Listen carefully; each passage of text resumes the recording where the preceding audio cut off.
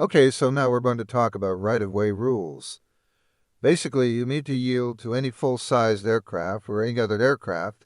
This is called see and avoid, and to satisfy this requirement, you must know the location, flight paths of your drone at all times.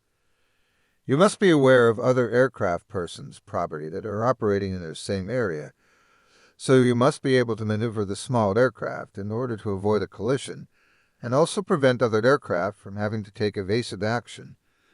You must not operate your aircraft around taxiways, runways, helipads, stuff like that. You must yield the right-of-way to all other aircraft. Just so you know, first-party view on your drone does not satisfy the see and avoid requirement, but FPP cameras can actually be used as long as the see and avoid is satisfied in other ways.